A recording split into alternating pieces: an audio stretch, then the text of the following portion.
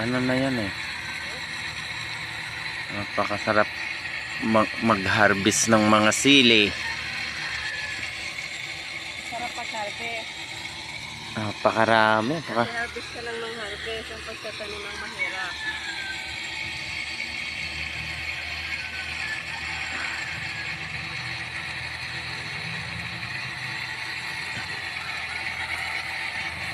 May mga upo pa yan.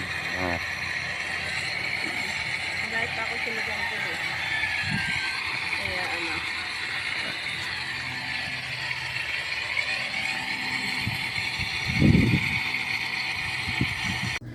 Good morning guys. Alam niyo ba yung butane na yan? Ang laki ng tulong sa akin yan.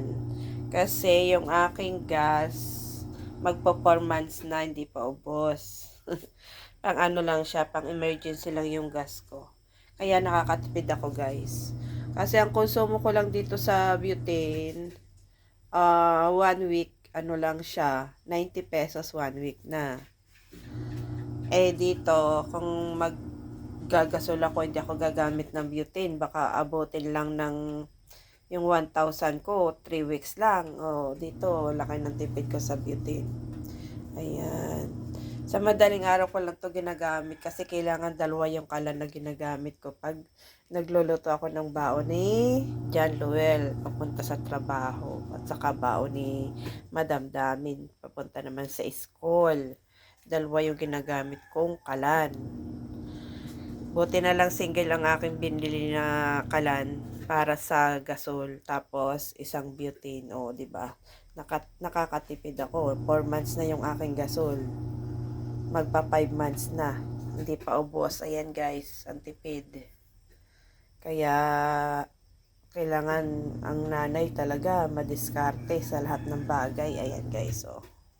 Laki ng tulong sa akin yan. Dalawa yung butane ko na yan. Yung isa, nasa Batangas. Pag umuwi kami, ginagamit ko. Nagdadala lang ako ng bala kasi ang mahal ng bala ng butane doon. 90 pesos ang isang ganito doon sa Batangas. Bala lang yun ha. Eh, dito sa binibilan ko sa Paranaque, ang mura lang. 5 piraso, 90 pesos na. Kaya yan guys. Bye-bye. Pinakita ko lang yung aking ginagamit na kalan. Kaya yan magkapatong. Kasi sa araw, dyan ako gumagamit sa butane. Dahil ang niluluto ko lang naman pang aking pagkain. Ayan, ang laki ng tipid ko guys. Panglagan ng tubig, prito-prito, pang saing. Tapos ang ito, pang emergency sa madaling araw, ginagamit ko yan. Saka sa pagpapasok si Madam Damin. Bye-bye guys. Let's go!